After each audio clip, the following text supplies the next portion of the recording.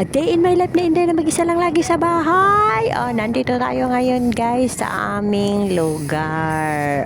Papakita ko yung aming lungsod na dating hindi pa ganito. Na, ngayon dahil moderno na ang panahon, nagbago na, maganda na yung lugar na to. May mga dati puro lang kami naglalakad dito. Ngayon ang dami ng mga bao-bao, motor, tricycle, namamasada, traffic na lalo na pag mapon, uwi ng mga estudyante, apaka-traffic na. Diba?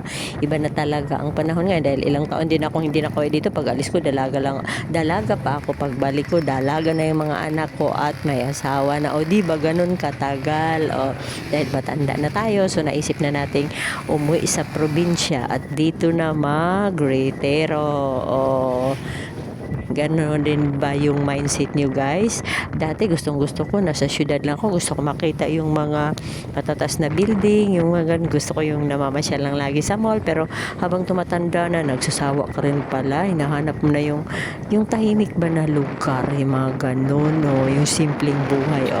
Kaya ito ngayon, pupunta tayo sa may bukid, sa baryo, pero parang bukid na rin siya kasi malayo sa kasi meron kaming uncle na mayapa na dahil libing ngayon, so pupuntahan natin. So ito yung dadaanan namin guys. So ang ganda ng kalsada nila, 4 lanes na. Dati wala talaga, bako-bako ito. So ngayon nag-improve na. Diba? Kasama ko yung aking kapatid na lalaki, sumunod sa akin to dahil wala rin naman siyang asawa dahil namayapa na rin, mga ilang buwan na. Kaya ito, single na siya, lakwatsa na siya.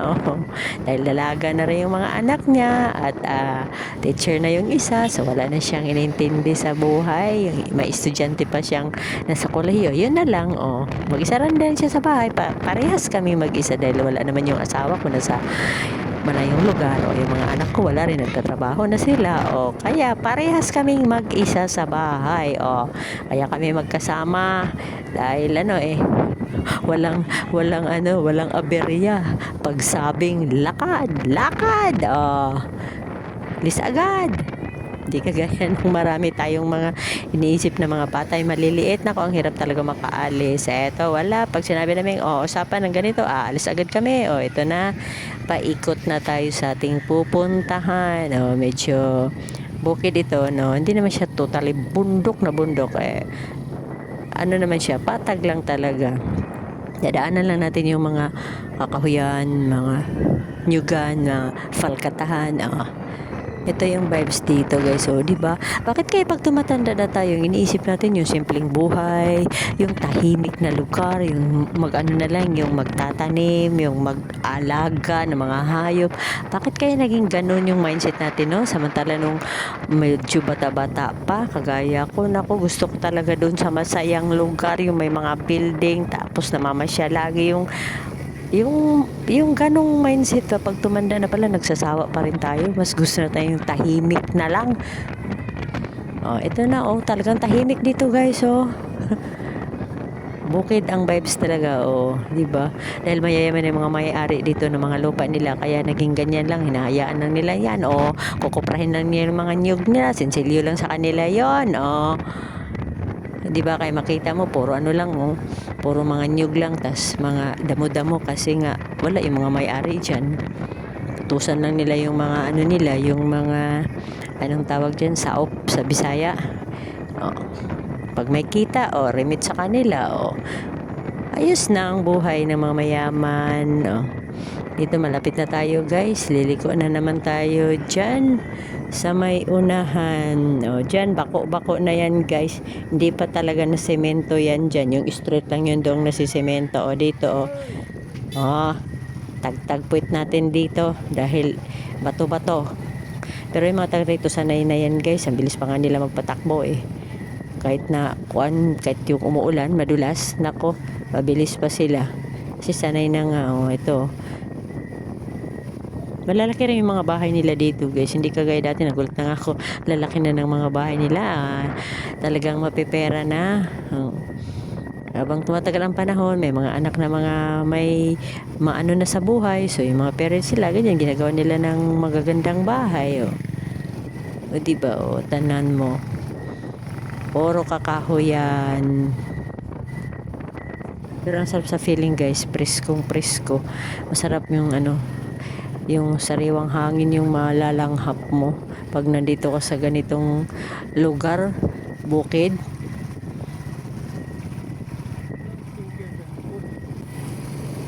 Si Inday, tawang-tawa siya, dahil nakagala na naman siya. Nakakainip kasi lagi na sa bahay, na minsan, parang na ano ko, na-enjoy ko pa yung magta-travel vlog guys. Natotoo lang kasi nga, gala nakakagala, hindi yung lagi na lang sa bahay kaka-stress. Yung mundo mo umiikot lang buong araw na sa bahay. So minsan naman, labas naman tayo. Dito na kami. Malapit na. Pero may school din sila dito guys. So kahit baryo yan, pero may school sila dyan. Laki din ng eskwelahan nila. Dito. Tapos may simbahan din sila. Katoliko na simbahan niya na yun. Malapit tayo sa bahay ng uncle ko. Yung isang uncle ko. Ito. Tapos yung uncle kong namatay nandun sa likod. Sa likod nila. Ito na guys. Kapag may ganito talaga guys, nagkasama-sama yung mga kamag-anak kahit nasa malayo. Ito yung sinasabing big reunion kasi nagkikita-kita yung mga kakamag-anak. Dahil ito lang yung uuwian talaga guys. Sadyain lang talaga ng uwian pag may ganitong pangyayari. May kaibigan ako rito. Ngayon ko lang din nakita uli. Ang tagal na panahon. Hindi ko na nga siya nakilala ito na guys. Bulubundukin yung ating pupuntahan. Ang vibes ng sementeryo nila is bundok ko. Puro palkatahan yan guys.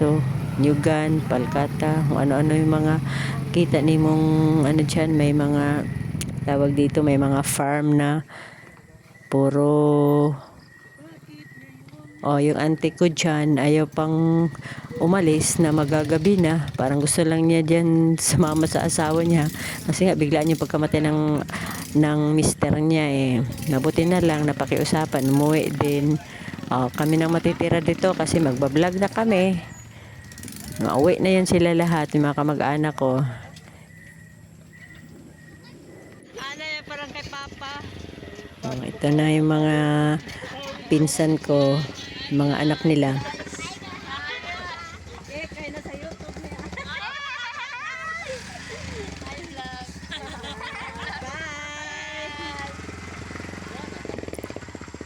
Kita-kita din. Maiwan na kami.